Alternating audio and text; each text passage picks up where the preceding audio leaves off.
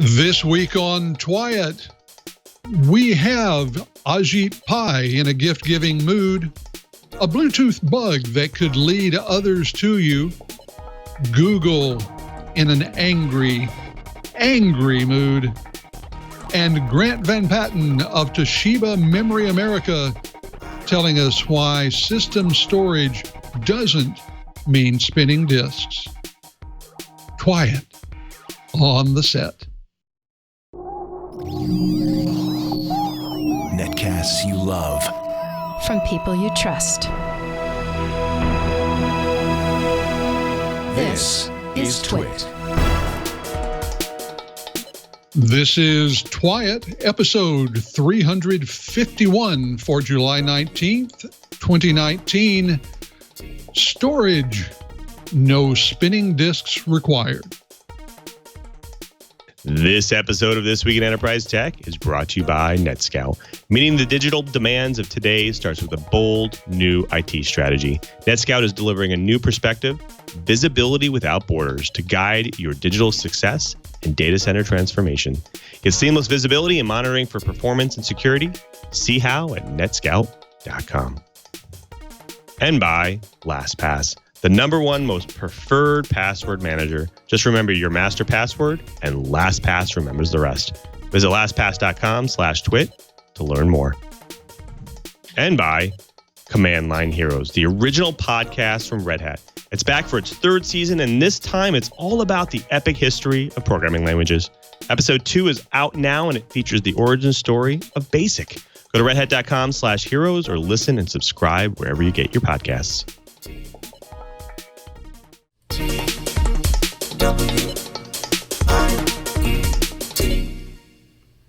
Welcome to Twyat, This Week in Enterprise Tech. I'm Curt Franklin. I'm going to be your host this week. You will notice that our normal host, Lou Maresca, is not here. He's off doing important things.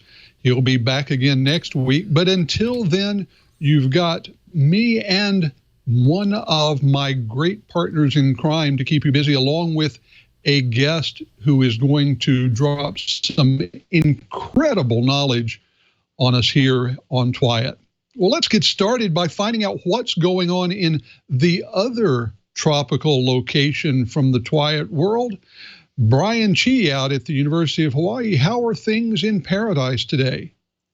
It is hot and humid, and I am really looking forward to retiring from the university so I can actually be a lot more serious about journalism.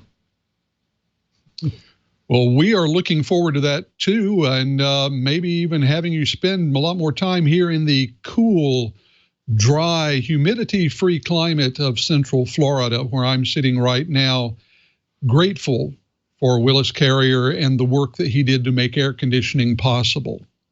Well, let's cool things off a bit by getting into the cool take of this week's blips. An RDP bug has taken a new approach to compromising host computers. Recently discovered RDP vulnerability could silently compromise a host when it connects to a rogue machine, researchers report.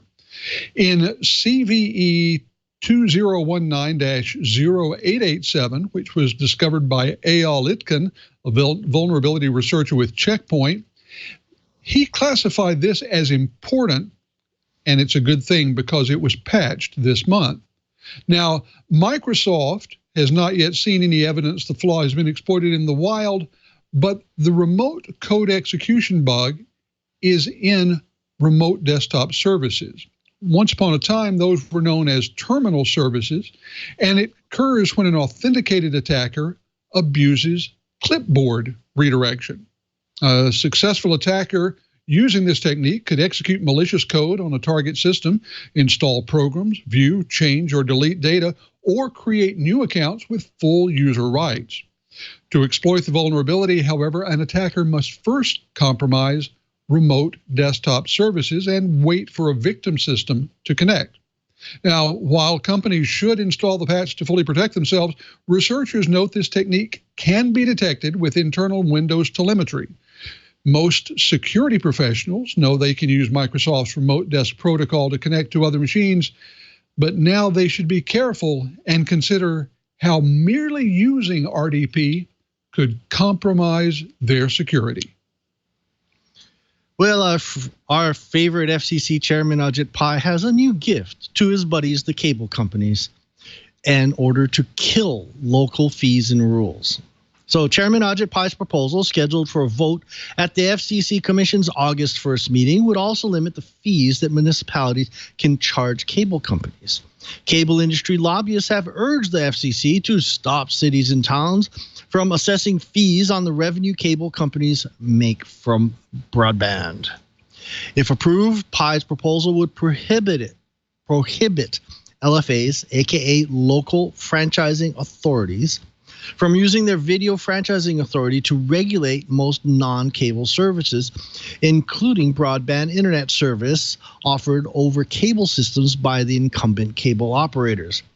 Pai's proposal complains that some states and localities are purporting to assert authority to collect fees and impose requirements that aren't explicitly allowed by Title VI, the cable regulation section that Congress added to the Communications Law with the Cable Act of 1984. In other words, those fees that local municipalities charge to support community access channels, municipal fiber optics for schools and government buildings, and sweetheart deals where cable companies offer free fiber optics to support the municipality. Well, kiss those goodbye if Chairman Pai gets his way. A Bluetooth bug enables tracking on Windows 10, iOS, and macOS devices. A team of Boston University researchers has discovered a vulnerability in several modern, high-profile Bluetooth devices that can make location and other sensitive data available to third parties. The vulnerability exists in devices running Windows 10, iOS, and macOS, as well as Fitbit and Apple Watch smartwatches, say the researchers. Bluetooth Low Energy, or BLE, which is a fairly recent variant of Bluetooth, uses non-encrypted advertising channels to announce a device's presence to other Bluetooth devices. To address privacy concerns, devices may use a randomized, periodically changing address instead of their permanent MAC address, but researchers found an oversight in this methodology that would allow attackers to track the device type or other data from the manufacturer. It turns out some identifiers of a device don't change with the randomized address. Now, researchers did responsible disclosure with Microsoft and Apple in the fall. Both have acknowledged that this is a problem, but haven't yet addressed it. From a technical perspective, this is pretty easy to exploit, say the researchers, and better yet, because it's an absolutely passive attack, there's no way for a user to know they've been compromised. Well, Apple seems to have found an eavesdropping flaw in their walkie-talkie app for the Apple Watch. Apple has suspended use of the walkie-talkie app in the Apple Watch until the company fixes a recently discovered vulnerability that could let someone listen to a person's iPhone without permission, reported by TechCrunch. The walkie-talkie app allows people to accept an invitation to talk with friends in real time without the hassle of making a phone call. Parties press a button when speaking and release it to hear what the other party says. Apple introduced a feature last year as part of its watchOS 5 update. Apple told TechCrunch that the flaw could allow someone to listen through another party's iPhone without consent. Apple didn't provide specifics of the vulnerability or exactly how it could be exploited. The company said it learned of the vulnerability through its vulnerability reporting page. Apple apologized for the temporary suspension while engineers investigate and fix the issue. Well, considering I sent an invite to walkie-talkie to Curt, oops, sorry, dude. No worries. Europol may be listening, but their head fears that 5G will put an end to that. The evolution of 5G networks is causing concern for Catherine DeBoll, head of Europol, who argues that law enforcement will lose the ability to surveil criminals when 4G networks become obsolete. The ability to monitor criminals is one of the most important investigative tools that police officers and services have, so we need this in the future, she explained in an interview with Reuters. European law enforcement officials can currently monitor and listen to criminals using mobile 4G devices, but their tools can't be used on the 5G network, DeBoll said. It's notable that U.S. agencies haven't been saying much about this, possibly because the fragmented state of the U.S. cellular communication market means that they probably have years before it becomes a real worry. Well, that's it for the blips. We've got bites and a great guest coming up, but before we get there, we need to let one of our great advertisers send their message to you, and for that, we're going to turn things over to Lou. Well, thanks, guys. Well, before we get back to all your enterprise goodness, we do have to thank a really great sponsor of This Week in Enterprise Tech, and that is NetScout. Now, accelerating innovation and operational agility that can meet the demands of today's digital world starts with a bold new IT strategy. Now, as the pace of change continues to exponentially increase, so does the risk of failure. Now, raising the stakes for CIOs, architects, and IT operations. Now, simply, digital transformation has changed the game. But NetScout has a different perspective, one that has really built on the era of digital and data center transformation. It's called Visibility Without Borders. Now, this is real-time visibility, extends to wherever your technology infrastructure and business applications actually reside. As the world leader in transforming packet data, NetScout's smart data delivers high resolution and continuous monitoring across any network, data center, cloud, 5G, and more. Already in use, monitoring and securing some of the world's most critical commercial and public service infrastructures, NetScout's next generation level of visibility provides the holistic perspective that IT teams are seeking. Seek more at netscout.com. That's NETSCOUT.com. And we thank NetScout for their support in This Week in Enterprise Tech. Back to you guys.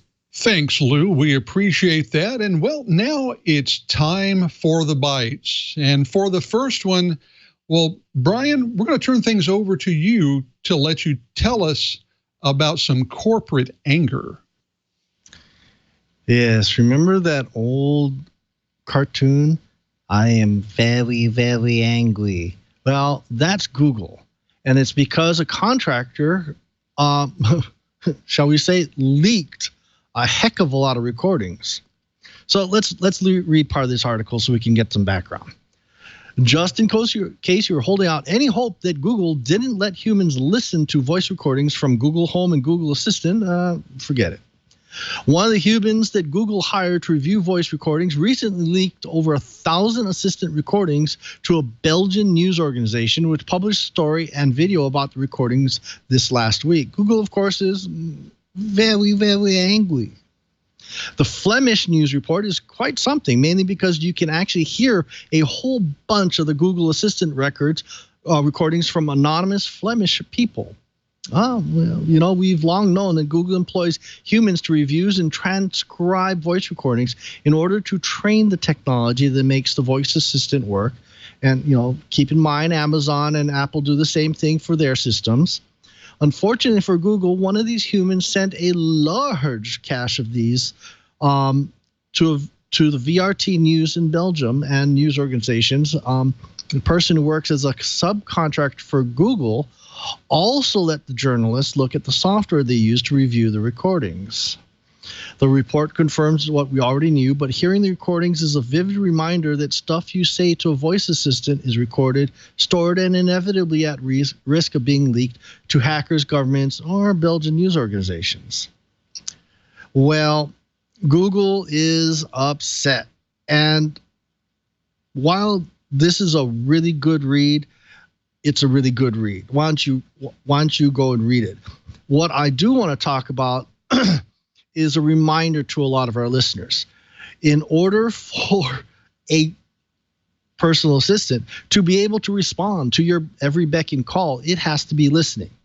Remember how we covered some stories about how a murder was potentially solved because an Amazon Echo was listening in the background and the police were able to get a copy of that recording? That's what happened. Pardon me.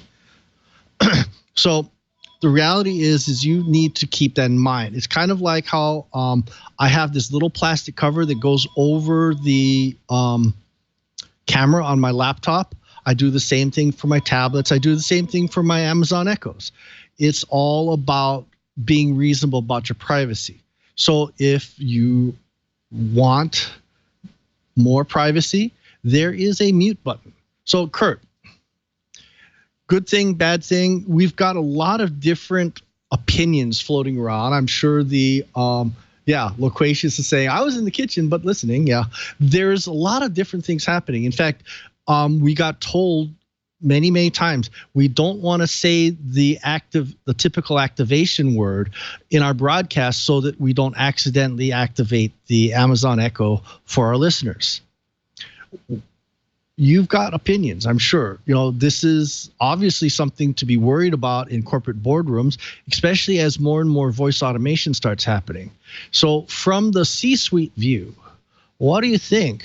Are we going to need to start having some sort of automatic something or another to automatically mute the microphones on these devices in the future? It's interesting because we often talk about the cone of silence that gets dropped over something. And I think it's important to say that, I can imagine a scenario in which the cone of silence becomes a physical thing. If you've got these assistants in the boardroom, if you've got them in various sensitive corporate areas, I can imagine a sound dampening cone, or think of it as a voice assistant cozy that gets dropped over them to make sure that they're not listening when they shouldn't be.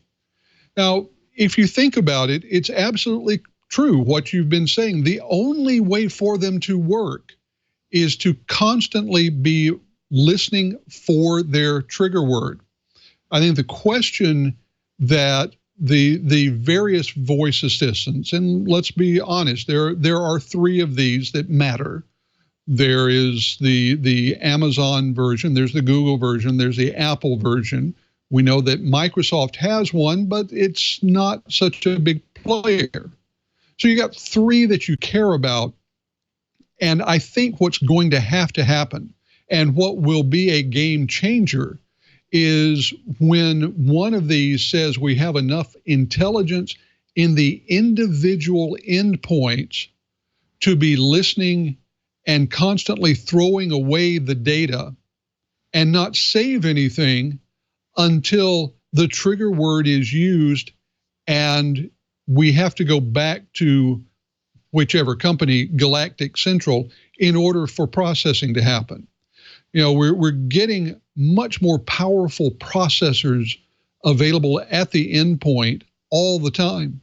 So it shouldn't be long before a company is able to offer that level of privacy. And I think that's going to be a strategic competitive advantage for the first company to do it. Well, I tell you what, why don't I take the flip side of this coin? So I've been playing a little bit with the Intel and the Google artificial intelligence systems.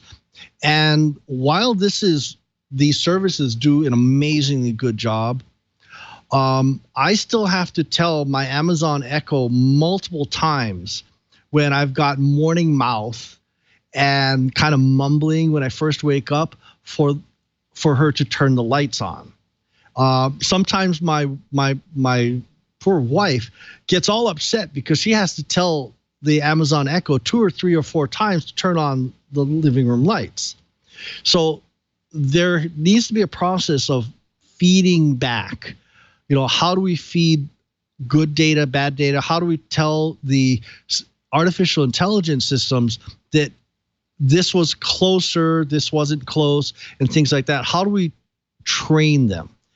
And so I see Google and Apple and Amazon's point that they need this data so they can fine tune it and teach it how to recognize people's voices better.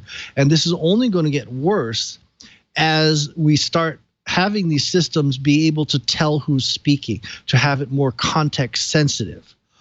So yes, I like my privacy, so I use the mute button on top of my Amazon Echo Show, on top of my Echo Spot, on top of my different Amazon devices. I use the same thing for a lot of my artificial intelligence devices. But I do want to contribute. I want it to be able to understand my voice better. And I think we've got a long way to go. I do agree that there needs to be some sort of timer or something. This cannot be kept forever and ever. We need to be able to, get rid of it eventually. Curt, that is the flip side. And I do see we need to throw things out, but I don't know. What do you think? You've just, recently, within the last year or so, have started playing with the Amazon Echo. Have you been frustrated with it not understanding you? Well, I find that the Amazon voice assistant can do pretty well. When I find I get frustrated is when I get overconfident with what it can actually do. I want it to be much closer to the computer system that we've heard on Star Trek for the past 50 years or so. A real voice assistant rather than one that is limited in how it can assist me. Now, let me say here that especially in the home environment, I live in Florida. Some people have called us God's waiting room because we have a population that's sort of an inverse bell curve. We have a lot of very young people. We have a lot of rather old people. And especially for the rather old people, I think that the potential for these voice assistants to provide amazing stay-at-home and mobility and independence enhancing capabilities are tremendous. So I'm a big fan of what their potential is. At the same time, I think that we're going to have to do a lot more with the privacy and be very explicit about that privacy. Now, for the business interface, I'm one of these people, I will be honest, I think that ultimately we will do a lot more with voice interface, both input and output. There's just an awful lot that we use a computer for in the business context that could very easily and naturally be taken care of with voice. The real problem there goes almost beyond privacy to corporate secrets. So like you, I think that these small, less electrical power hungry devices, but more capable devices that can go into the endpoints are going to change things. Let's remember, we're still basically on the first generation. We've got a long way to go, and there are going to be bumps along the way. I just hope that none of those bumps are big enough to derail the whole thing. Yeah, well, I'll tell you, I still say one of my favorite commercials is the zombie sitting in front and using the voice command because his arm is falling off. Absolutely hilarious commercial. But you know what? We've got a bite from Dark Reading that you're going to share with us, and it sounds kind of scary. Well, it is because of the ubiquity of what it represents. Researchers found malware hiding in a module in a code repository that's called PyPI. PyPI is short for the Python Package Index. Now, this is the code repository that is closely associated with the Python global community. They found this code. It inserts a backdoor into anything where it's inserted. The real problem is twofold. Not so much that they found it, and the folks at PyPI did take it down once they were notified. It's that this was part of something that had been discovered a few months ago, and yet it was still there. The second one is the absolute ubiquity of these code repositories in modern software development. Anytime you talk to a developer who's working in an agile environment or in DevOps, they're talking about reusability of code. I mean, modularity and reusability of code are just cornerstones of these disciplines. And the speed with which businesses assume that code will be updated mean that these are basically the only current coding disciplines that can be used. If you're going to be pushing out 100 updates a week, you're absolutely positively not going to be doing it using a classic waterfall.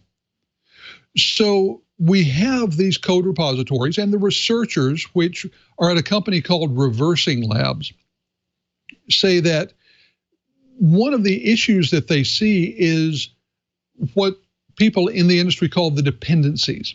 That is modules stacked on top of modules, stacked on top of modules, stacked on top of modules. If you're downloading a library or a major code module to use in your application, there may be 20 layers of code in modules, format, functions, and libraries underneath that. Now, you can look and see whether you trust the developer who uploaded the module or the library that you're downloading, but do you have a relationship of trust with everyone that they used? And is your trust relationship with the one you downloaded good enough for you to trust all those layers below? Now, we're not going to see an end to these code dependencies and the downloading, and the downloading of these modular code pieces, because, as I said, the current business model requires them. So what's a company to do? Do we up the verification that's done? We know that there are tools and practices that would allow a security team to go through and check every dependency before they authorize the use of code. Do the various repositories need to up their game and have practices that are more like some of the larger open source projects, where before code can be submitted to the repository for downloading, it has to go through a verification process? I'm not sure which is better, but we have to view this as a supply chain attack. And that's really the core of this. We've seen both in hardware and in software a growing trend of attackers using the supply chain as an attack vector, whether they're getting in and doing things to servers or endpoint computers before they're delivered to the customer, or inserting code into software that's being used. That supply chain is becoming more critical. And as much as companies like to say that they do their own thing, no company is a true island in today's economy. So Brian, I know that you work with a lot of different projects out there at the University of Hawaii, whether it's scientific or with the administration. How prevalent do you see developers using these code repositories being in the development that's going on? Oh, that's why I call this a very frightening story. Because the reality is even in some of the computer science programs that I've been seeing, they're not getting down into the real nitty-gritty of the systems anymore. Everybody's using repositories. They're even teaching that at the 100 level. The last company I knew that actually worked very, very hard to maintain 100% control of their code base was Novell. I actually know the four guys in Superset. I've had conversations with them and their family and friends and so forth, and it's stunning at how clean and well documented and well executed their code was. The sad part is that level of development skills. This is why I kind of wish, Lou didn't get shanghaied today. He would be a great person to talk to, because the reality is code repositories are an absolute way of life. Nobody wants to write low-level stuff anymore. So even on the Raspberry Pi, you're going to find 3, 4, 5 levels in Python or in C or whatever you want. Heck, even if you use something as simplistic as, say, Code Red. Code Red's actually a really cool system, but if you start looking at it, that's a lot of Java under there and a lot of Java repositories. So we're not going to be able to get away with it. One of the things that I started to see in some of the bigger projects is they're hashing these repositories in some cases now. So that if you go and try and pull in a repository and it doesn't match the hash anymore, you at least have a red flag saying, hey, this is either the module's been changed on purpose, or maybe there's some malicious code in there. So maybe, just maybe, we might want to start thinking about hashing these even on the smaller projects. So at least we have a go, no go on whether or not it's been changed.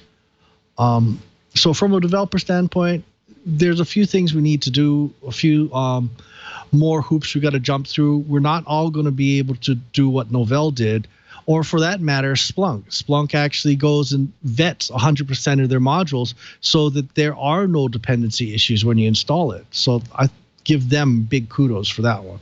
So Curt, back to you. Yeah, I think kudos to the companies that are doing it right. They're providing models for everyone else to use.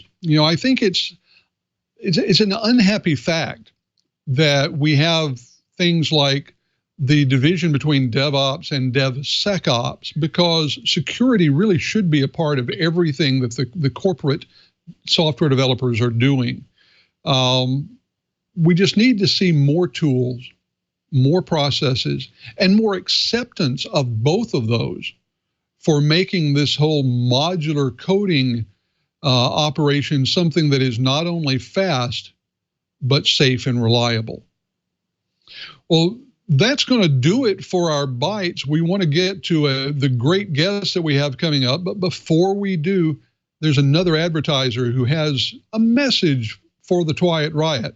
And to deliver that, we're going to go back to Lou. Well, thanks, guys. Well, before we get back to all that enterprise goodness, we do have to thank a great sponsor of This Week in Enterprise Tech, and that is LastPass. Now, everyone has their favorite tools that saves them time and money, and mine is LastPass. I love LastPass. I use it so often that I actually don't even know I use it anymore. Think about it. You have a username and password for every site you go to, every site, especially the ones that are most important to you, like your financial sites, your business sites, social networks, email, you name it. For me, it's actually 5 banks. I actually have a different username and password for every site. It becomes impossible to manage and remember, and you don't want to write those things on sticky notes or put them in your email, because that's not a good idea, right? Well, that's where LastPass comes in and saves us all. LastPass automatically remembers and fills your passwords at any time, anywhere, on your computer, your mobile device. All you have to do is remember that master password, and LastPass remembers the rest. Now, I got hooked on it when I started using it on my desktop, but I was so useful, I actually started using it on all my devices, every one of them. Even the browser add-ins, they make it easier for web logins. They actually support browsers like Chrome, Edge, Firefox, Opera, and more. Plus, it works great on your mobile phone, Android, and iOS. And what adds peace of mind here is that your data is actually encrypted and decrypted at the device level. This means that the data is actually stored in the vault, and it's kept secret, even from LastPass. Now, I remember one day I was at work. I got a call from my family, and they said, you know what, we have to pay this thing really quickly. We need the bank account information. We can't make a payment. How do we log in? I don't remember it. And of course, I didn't remember it. All I did was go to LastPass's vault, log in with my one-time master password, and bam, I could get them the password, and they were able to log in, pay the bill, save us time, save us money. LastPass was great. Now, I'm talking about my personal account, but they have LastPass families as well for the entire family. And of course, LastPass works great and amazing for enterprises too. Now get this, LastPass actually recently announced their new business lineup. Now these are 3 innovative products that bring IT controls and needs to make it more convenient for users. Now LastPass Enterprise now includes single sign-on technology with over 1,200 pre-integrated apps. Now, LastPass MFA goes beyond the standard two-factor authentication through the use of biometrics and factors such as geolocation. Now, LastPass MFA ensures only the right users are accessing the data at the right time without added complexity. In fact, LastPass Identity is a combination of the enterprise and LastPass MFA and LastPass Identity, and it provides a holistic view of the end user's activity from a single dashboard that covers passwords, authentication, and all apps in use. And enterprises are always battling people trying to breach their networks. Check out this piece of data. 81% of breaches are caused by reused passwords. Plus, survey shows that 32% of employees are sharing passwords. LastPass makes it easy to share passwords, use unique random passwords that your employees don't have to remember or write down. Every employee has their own secure vault, manages and accessing their passwords makes it easy. Super great.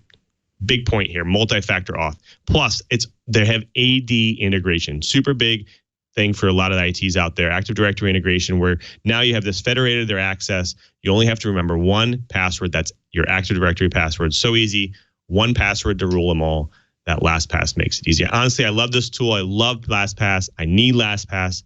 I'm a LastPass user for life. Protect yourself and your business with LastPass, the #1 most preferred password manager trusted by over 43,000 businesses. LastPass is bridging the gap between access and authentication to simply and securely manage identity. Join over 13.5 million people who have signed up for LastPass and are loving and trusting it. Visit LastPass.com/twit to find out how they can help you. Visit LastPass.com/twit to learn more. And we thank LastPass for their support of This Week in Enterprise Tech. Back to you guys. Thanks, Lou. We appreciate that. And don't worry, we'll hear from Lou one more time. But before we do, we have our guest to bring on. You know, a few years ago, I bought a new laptop computer, and I was thrilled because things had worked out so that I was able to spec a solid state disk in that laptop. Now, it was at the time a fairly cutting edge thing, but I was thrilled with the kind of difference it made in the overall performance of that machine. I'm still using it years later, and the performance is still good, but solid state storage has become a lot less exotic and a lot more of the sort of thing that we're used to seeing. Today's guest, I was going to say that Grant Van Patten is a product line manager at Toshiba Memory America, but that's not going to be true for much longer. Yesterday, we got the announcement that Toshiba Memory is changing its name to Kioxia. And we're going to ask Grant about that, along with a lot of other things regarding solid state storage. Grant, welcome to This Week in Enterprise Tech. Thank you for having me. And yes, our new name is Kioxia. And it was timed, I think probably not with this show interview particularly in mind, but yes, the announcement was yesterday. And I just one comment on that. Toshiba's obviously been a very reliable and fundamental name in the memory business and flash. But Toshiba Memory Corporation was spun off and is its own company now. And so Kioxia is really about the new legacy we're trying to have going forward. And you'll see a bunch of more announcements after yesterday explaining the rest of our brand and everything else. And one other comment I'd make is that the new brand strategy is a branding strategy for a new company and has no comment at all about change in strategy. So we continue to want to be a leading supplier in storage for all the different flash markets out there. Well, we know from past experience that corporations around the world will time things to match appearances here on This Week in Enterprise Tech. But we're going to lay the name shift to the side for the moment because, frankly, here at Twyat, we're awfully concerned about our guests and the technology they can talk about. I'm curious about first how you came to be involved in solid state memory. Were you one of these people who, as a very young child, said, I want to be involved in solid state memory, or did it come a little bit later? So actually, it's an interesting story from my perspective anyway. The first article I ever read about solid state drives and flash memory was when I was in high school. I think I was 12 or 13 years old. So this is a while ago. I don't want to talk necessarily how long ago, but and it was just reading about in a science magazine that they'd come up with a non-volatile memory type with no moving parts. And, at the time, we've all become accustomed to hard drives for the longest time, and, the physics involved with that storage medium, among others. And even as a youth, I read that story. I said, man, this is really interesting. No moving parts. And, you think about it and they talk about, there's many things in science magazines and you think, well, that's going to be sometime in the future. So fast forward, many years after that, I actually had a career in film and television, and sort of worked my way into the solid state drive business as a technology enthusiast for a long time, and ended up getting a job after leaving film and television in the interoperability lab of an SSD company, and worked my way up through the engineering department into product management. And then we were purchased by Toshiba, and that's how I became a product line manager at Toshiba, is sort of following that path gradually later in life. So I didn't start out wanting to be an SSD product manager, but it ended up that way. But again, my first exposure was, 12 years old, reading that article. So it's been a long journey with a number of stops in between, but that's sort of how I got where I am today. Well, we're glad that journey has brought you here to Twyat. And we want to start talking about the products that Toshiba, your part of Toshiba, is involved in. And let's probe at that just a moment, because you're involved with the endpoint solid state disk line. That's correct. And I'd love to know, at this point in their development, why is there a difference between enterprise SSDs, the kind that you would see shoved in a rack hung off a server, and those that you're going to find, in a laptop or in a powerful desktop workstation? What's the difference? Sure. Yeah, no, and that's a good question. And really what it comes down to is application. Storage devices are designed for the applications they're intended for. You can design a storage device for just about any application if you know about that application, its workload, its intended uses ahead of time. And so the way we've organized our product segmentation is in three basic categories: enterprise, data center, and client. I cover client specifically, but each of those map to a specific set of application types. So, for example, on the client side, we tend to be more read intensive for boot drives and that application, either in PCs or frankly in servers, and other IoT or edge or embedded type of devices that are going to be more read intensive, probably require a lot less endurance given that application, things like that. Whereas a data center or enterprise class drive is meant for 24-hour use, sustained, maybe 4K random write sort of applications. And I'm sure you've seen many other different application types in terms of workload, like online transaction processing or different database types. The storage end of things on the hardware ends up being optimized for those workloads ahead of time. We don't go into it blind and say, okay, well, we hope this handles it. The actual storage segments design the SSD in order to handle those workloads better. And over time, that continues to change, which is why now we have, initially we might have had one storage device, and then over time we've evolved into having different segments, because when you start getting a little bit more specific about your application, all the other things about the hardware change with it. So the cost structure associated with it, the market it's intended for in terms of how much endurance it needs to have, which changes, again, a lot of the cost elements, the amount of power it takes. So, there's a different thermal threshold in a laptop or in an embedded device than there would be in a data center. And that's all, a lot of things you need to balance in order to, deliver the correct device for the correct application. And that's really where, my products come in, I guess, from the client side. most people touch a client SSD in their home PCs or in the laptops they use or the devices at work. But in reality, client storage means more than just PCs, even though that's what we touch every day. Because of the sort of things they're balanced for. So like I said, read, burst performance, not as much writes, but also low power. I mean, a client NVMe device today is going to have a maximum power usage of somewhere around the neighborhood of 6 watts, 5.5 to 6 watts. Whereas an enterprise class NVMe drive is going to be closer to the 15 to 20 watts. So, performance capabilities, that match that sort of power dissipation or power consumption.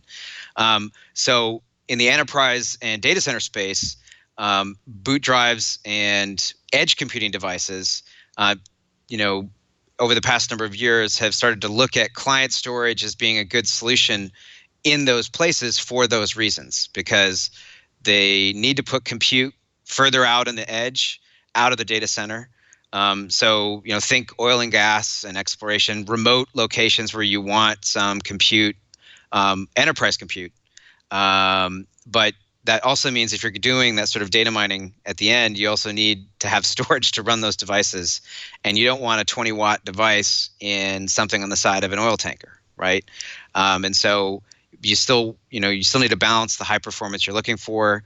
And so that's where, client storage tends to be considered. And one other comment I would make is that, we make, I think at the moment it's 6 different complete segments of SSDs, which is a statement about, all the different types of applications we're trying to fill. And, BG4, which is one of the products we were going to talk about today, potentially, isn't meant to replace any of those. It's meant to sit alongside them and let the users look at that variety of optimization points and pick the one that best fits their application. So I just listed one for, that client storage would be better suited for, but there's 1,000 other applications, and the idea is that we need to have a flexible enough product stack to cover as much of that as possible. So I hope that answered your question. Well, you did absolutely answer my question, and I appreciate that. It does lead to several more, though. And one of them is this: if I'm a corporate purchasing person who is thinking about speccing these, based on what you said, does that mean that I'm going to look at a different kind of solid-state storage device for, say, a high-performance workstation for the engineering department than I would for something that my marketing department is going to be using to do analysis of purchasing data? Are those different SSDs in addition to the other specs that might be different? Absolutely. So, 5 years ago, it might have been the same SSD shipped into both of those computers. But today, as SSDs proliferate, and, we have stuff for the ultra mobile PC, the tablet PC that needs to be ultra thin. Maybe that's more of the marketing department. Maybe that's more of Marcom or outbound or accounting or something along those lines. We also have specifically a workstation class SSD in the client space just for workstation applications. So think sustained write performance, large capacities, lots of sequential bandwidth, and something that, somebody doing their email or spreadsheets might not notice, but, a workstation user in a video setting or a content creator absolutely would. Well, it sounds like the decision tree is going to be getting a few more branches on it, but to continue down the path, I'd like to bring in my co-host, Brian. I know that you work with a lot of different systems, and you told me before we even got started that you had a bunch of questions you wanted to ask today's guest. Well, one of the issues is, the NVMe speeds are going up and up and up and up, but I've got to wonder: are we hitting is SATA becoming a bottleneck? Are you seeing talk in the industry about new I/O standards for flash memory? So on the topic of SATA versus NVMe, there's a couple things. Your first question was about bandwidth, and the short answer there is that it really depends on what you're using it for. I think in some cases, a user, the biggest change of experience a user is going to see on their home PC is going from hard drives to any SSD. But on the other hand, like you said, not everyone is going to see the sort of bandwidth and performance improvement that an NVMe SSD offers. That being said, one of the motivations for moving to NVMe away from SATA, and we've seen this already pretty drastically over the past 2 years in the client space specifically, has been around unification of platform. And that's a hardware statement and a software statement because, if you think about it, if you're a platform vendor or a software person, you have to write drivers or build a platform for eMMC, UFS, SATA, NVMe, and SAS, plus whatever else you want to support. If NVMe is a protocol designed just for flash, just for SSDs, and it can be ubiquitously used up and down the stack, why wouldn't you want to optimize around it over time? And I think that's the direction, not just us, but the rest of the industry is going a longer term. If that answers your question. Well, there is an awful lot more that we want to talk about, and we're going to do that. But before we do, we're going to give Lou one more chance to tell us about an outstanding Twiat sponsor. So, Lou, over to you. Well, thanks, guys. Before we get back to our guests, we do have to thank another great sponsor of This Week in Enterprise Tech, and that's Command Line Heroes, the original podcast from Red Hat. Now, have you heard the story about the marathon sprint to create JavaScript in just 10 days? Were you aware that Python was actually initially designed to bridge the gap between C and shell scripting? Do you know the epic history of Perl? Well, Command Line Heroes is back for its 3rd season, and it's all about programming languages, my favorite. Now, from C to Lisp to Ruby to Go, the podcast dives into the original stories of some of the most prominent languages around. It also features conversations with guests like Bash creator Brian Fox, Python core developer Emily Morehouse, Minix Andrew Tannenbaum, developer advocate Kelsey Hightower, tech journalist Clive Thompson, and many others. Episode 2 is here, and it features the origin story of the beginner's all-purpose symbolic instruction code. That's right, BASIC. Now, the episode tracks its creation from Dartmouth Computer Lab in 1965 to its role in the PC revolution of the 80s and how fast it's introduced a generation of developers to the power of a high-level programming language and what it can do. Now, Command Line Heroes, original podcast from Red Hat, is all about the people who transform tech from the command line up. To listen and subscribe, head over to the podcast platform of your choice or visit redhat.com/heroes. That's redhat.com/heroes. There you'll find full episodes as well as bonus content, and you can even test your skills on the Command Line Bash arcade game. redhat.com/heroes. And we thank Red Hat, Command Line Heroes, for their support of This Week in Enterprise Tech. Now back to you guys. Thanks, Lou. We really appreciate that. Well, we're sitting here with our guest from what is today still Toshiba Memory, and want to ask a question. There have always been different layers of memory. You do a hierarchical storage, and even on the local devices, the endpoint devices, there's DRAM, there's the SSD. And I have a question. I know that Toshiba has a new set of storage devices that are using less or even no DRAM on the device itself, but really doing more leaning on the system memory. Can they get away with that because of improvements in the SSD technology? How is that working? Sure. So this is actually one of the advancements that comes with the NVMe standard.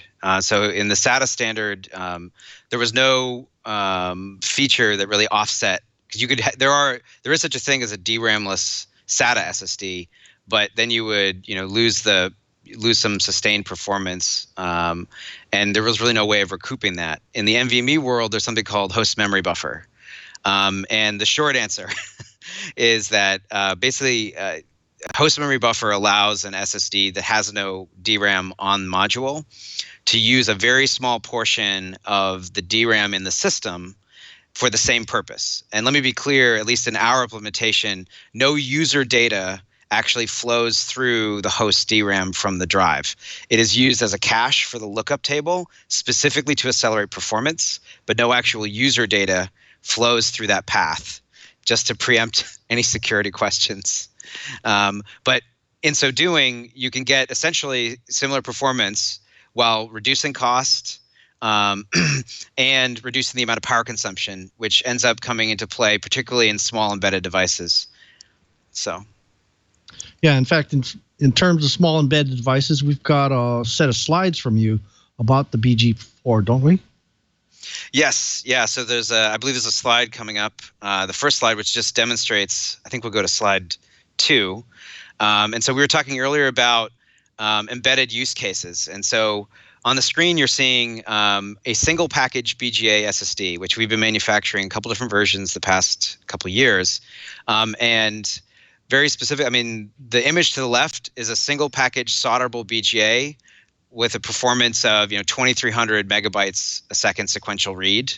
So we're already starting to talk about a device that's the size of your thumb, that still has a couple times more performance than the theoretical maximum of a SATA SSD would by comparison.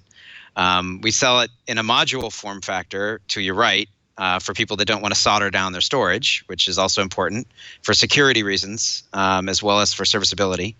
But really where we envision this device going is not just into PCs, which is a natural use case, but also, like I said earlier, in those embedded and IoT edge gateway sort of scenarios, as well as commercial drones and other things where you need capacity of an SSD. No longer can every IoT device survive on eMMC or UFS, but that doesn't mean you can just use all the power in the world. You need a power efficient device that goes up to multiple terabytes. This device goes up to a terabyte in a single package, and also has the sort of performance that can stream or record video or just any other analytics data that's coming in and out. And so that's really where we've targeted this device. And from an enterprise perspective, that's where it has the most applications. And actually, I don't know if you switch back to me, but I have one here just so that people have a better reference against my thumb. This is the actual device I was talking about. This is a BG4. And like I said, you can solder this down into any sort of device. It's an NVMe SSD Gen 3 by 4 lane. So like I said, for embedded use cases and for those ultra mobile PCs and so forth, it's the kind of thing that fits directly into that model. I mean, this is getting that level of performance at a little bit over 3 watts, which, that level of power efficiency is part of the design that went into it. And that's really where it's targeted. So that's really super cool. Well, yeah, we're talking about something really new, but yeah, how good is your crystal ball? What kinds of things are we going to see in the future? Are you willing? Are you able to speculate? Well, so speculation, I think I can tell you a couple things. One thing, to set all fears aside, is that memory advancement, if you took a 10-year look back and saw the advancement of flash memory as it goes forward, you'd see it was getting faster, it was getting more power efficient, it's getting more dense, and it's also getting less expensive. And that all of those things enable flash-based devices to go into more and more applications. And in terms of other things that would be a crystal ball, we've been talking today about the evolution of SSDs and the different sorts of devices that are made, this sort of bifurcation or split. I think you'll end up seeing more and more customization. So we've already seen in one part of the market in the data center enterprise, the EDSFF project. So, you've seen more traditional SSDs in the sort of enclosure, and now there's a whole project coming up with 4, 5, 6 different form factors for different types of applications, and that's just in the physical form factor space. I would expect to see similar things in the client and other flash memory spaces. And like I said, with ubiquity comes customization, and I think that's very much true in the SSD space as much as it is anywhere else, right? And you just see it more and more places going forward. Even though, if you think about it, everything you touch today has a little bit of flash in it, from, the Alexa unit you were talking about earlier in the show to, your phone and to the data center, all over the place. So, yeah. Well, it doesn't sound like we're going to run out of things to talk about anytime soon, and we will look forward to having you back on as these things develop. But the thing that we have run out of today is time, unfortunately. I want to ask you something that we tend to ask every guest, and that is, if our listeners have more questions, if they want to know more about either the products you represent or your thoughts on them, where would they go to get that information? Sure. So Toshiba has our own, obviously, corporate website and social media, and any announcements that we have, especially for the upcoming industry show, Flash Memory Summit. That's probably the biggest show in the world for SSDs and Flash. It happens every year. It's sort of an insider Flash community thing. But if people are looking for new announcements in technology from us and our competitors, that's a great place to do it here coming up in a month. Myself, I don't have a specific Twitter or other page, but our product pages at Toshiba.com would have incredible information, in-depth data sheets, and other specifications that people are absolutely, be able to hopefully answer most of their questions about applications and specifications. If you want to get involved and talk to us on a B2B level or otherwise, please feel free to reach out to your Toshiba sales representative, and we'll engage you on that level as well. Toshiba as a company has always been about partnership, and that isn't going to change anytime soon. So if you're interested in being a partner of ours in flash storage and technology, reach out to us. So thank you again for your time, and I look forward to our next interview.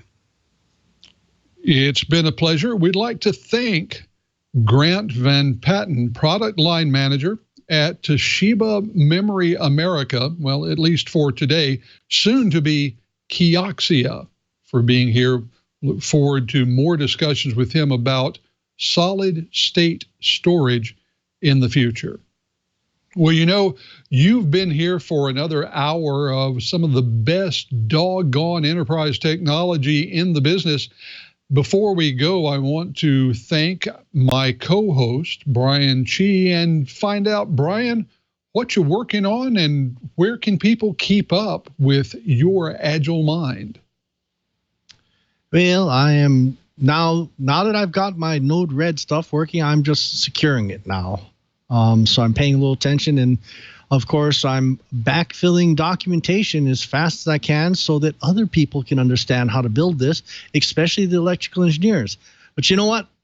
If you folks want to listen to my ranting and so forth and what projects I'm working on, I am on Twitter at ADVNETLAB, or I am Cheebert at twit.tv. But why don't you send an email to twyit@twit.tv, and that'll hit all the hosts. And we'd love to hear your suggestions for shows, topics, and so forth. We've had lots of suggestions. And yes, I am working on some more episodes of Cheebert's Kitchen, but there's a lot of work to do on those, sadly. But you know what? Keep throwing those ideas at us. If you want to nag me on getting more episodes of Cheebert's Kitchen out, just feel free. We're going to look forward to all of those because they are great. As for me, well, I'm still getting ready for the Black Hat DEF CON extravaganza that's going to be happening the first week of August. I'm working on the pieces and did one this last week that I thought was cool. The how to keep a rogue Raspberry from wrecking your network security. We've got a piece coming up in the coming week that is going to be on scary things that you might not be frightened of today, but probably should be. Hope that you'll check all those out, where you can find all of my writing at darkreading.com. And follow me on Twitter at KG4GWA, or on Instagram over at Curt_Franklin. Well, I'd like to thank our guest, thank our TD, and before I go, have to go in and continue the tradition with our TD. We ran through a bunch of stuff today, but we did kind of have a central theme of the show. What do you think? You were listening carefully. What was the main theme of today's show? Well, first, the main theme, I think, was how to pronounce Kioxia. Was that right? That is correct. Very Kioxia. close. You're sneaking up on it. And the other thing, we only had one hard stop during the show because we had a lot of technical issues in the background. But constantly, as things were going down, it's trouble keeping the show rolling because I have great hosts, and it's more fun than a Star Trek bridge simulator game. So, kissing up could win you the points on this. I tell you what, I think we're going to give you half marks just for the sheer flattery in there. But I'm afraid the main theme was storage without spinning disks. And we're going to keep working on it. You are getting better every week, my friend.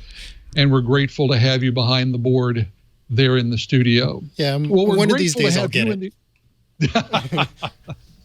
Well, we're grateful to have you in the audience as well. We hope that you will be back with us next time. And until then, if you want to know the latest and best in enterprise technology, just keep quiet.